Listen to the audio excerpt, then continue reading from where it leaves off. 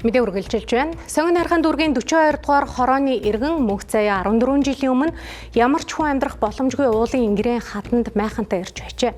Тэрээр хатыг гүн ухаж хөрс зөөснөөр 0.7 газрыг бий болгон одоо 500 гаруй модсөг 10 гаруй төрлийн хүнсний ногоо жимс тариалж амжиргаанд хэрэглэж байна. Мөн анх майхантай ирсэн буурин дээрээ мөрөөдлийн 84 м квадрат байшингаа барьж чаджээ. За үзэгч та бүхний харж байгаа энэ ард талд харагдаж байгаа маш гоё байшин. За мөн энэ хашаанд байгаа 500 гаруй мод бут сөг бол за 12-3 жилийн өмнө бол огт байгаагүй. За энэ бол битүү хаттай хэсэг байсан. За яг энэ хаттай хэсэгт Эрдэнэтээс орж ирсэн мөнх заяах маань майхан бариад амьдарч байсан. Тэгээ 10 гаруй жилийн хугацаанд одоо энэ өөрийнхөө энэ амьдрах орчныг ийм гоё болгоод тогтчулсан юм мөнх заяа гэдэг ахыг үзэгч та бүхэндээ танилцуулах гэж байна. За сайхан зосч гэнэ үү та? За сайхан зосч байна. За энэ газар ирсэн түүх их сонирн байна тийм ээ. Анх майхантай байж. Анх Эрдэнэтээс 12 онд нүүж ирээд тэгээ нэг буух газар хайж явж байгаад нэг энүүхэнд нэг жижигхэн гэрийн буур шиг жоохон ганц гэрийн буур багтах жижигхэн газар олоод тэр үчи ямар юу мө гэж байхгүй шүү дээ. Зөвсөр нүсэр гэж явах нэгэ тэн дээрээ буухсан гэр байхгүй. Тэгээд айл авдын жоохон гэр мэр загчаад юу ч ихнээс 2-3 хоногтой нэг майхан барьж байгаад энэ газар дээр нэг жоохон тогтчих арга бодъё гэдэг. Тэгээ майхан барьчаал тэгээд яасан нэг ганц гэрэл ерөөсө багтах юм байна тэр авдны яг хажуугаар нэг машин явчих юм байна. Өөр ямар ч боломж байхгүй юм. Гэхдээ яах тэгээд тэнд нь байгаад. Тэгээд яасан нөгөө чинь хавар ирсэн юм чи нэлээд юу яагаад ирсэн дулаараад. Тэгээд дулаараад ирэхэд байшин барьдаг юм болоод гэрээ болчиход. Тэгсэн байшингаа барих гэсэн материал зэтралж болохгүй болохоор ихний яж жижигхэн байшин барьяг гүтээ 3 жижигхэн байшин бариад.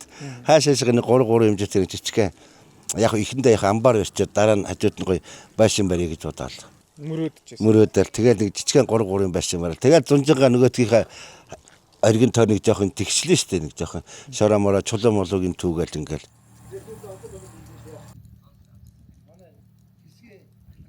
Цул хат. Олон жил ухсан байна. Тий, цул энэ чирсээ цул ингээ хавтгаа хаад байхгүй юу? Тэр чигээр цул хаад. Ямар ч шороо гарахгүй юм тест. Ямар ч шороо гарахгүй. Залуу чулуул гар. Олон жил өстө нүдтэй. Тэгээд зунжингаа нүцээд нэг 3 ийм хувил гаргаж аваад. Тэгээ нөгөө хувил руу хар шороо хийгээл. Портер саг хар шороо зэхэд аваад нөгөө нөхрөө хар шороо хийдэг үргэсээр байгаа. Нөхөө дүрхчихэж байгаа. Тэнгүүдээ захаар нэг жоохон хуучин муусан моднуудаараа хориулж агаад тэгэл дотор нь оргуулсан да. Одоо энэ нэгэсэндээ цул дөрвж хатан дотор л ургаад байгаа шүү дээ.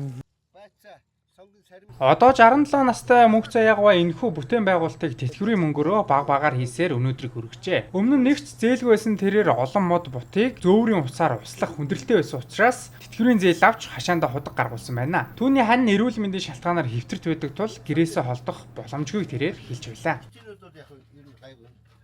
Яг энэ хад бол одоо яг үзэгч та бүхэн бас харж ивэл яг энэ хад бол одоо нэг 4-5 м. За би 1 м 82 мөр байдаг л. За надаас ингээд дээшээ нэг бас нэг 2 м 10-20 байх шиг байна.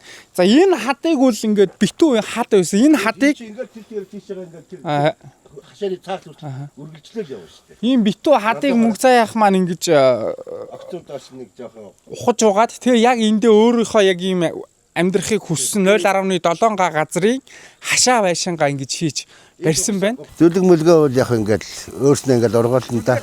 Хутган дээр жоохон зээл авсаа. Одоо тэгээд 2 хүний битүүр явж яг нэг нь зээлэнд явсан нэгээрээ амьдрна. Эрэгтэй хүн нэг юм майхан бариад тэгээ нэг хаттай газар ирээ бууцсан дагаад ирчихэрч бас болдог ч юм билүү гэж бодох байсан байсан. Тэгээд очиргүй над руу хийлэхгүй шүү дээ. Тэгэл дуугаа тэгэл яагаад шүү дээ. Дотроо бол тэгэл янз бүр юм баталгаа. Одоо нэг юм хэлэхгүй шүү дээ тэгэл.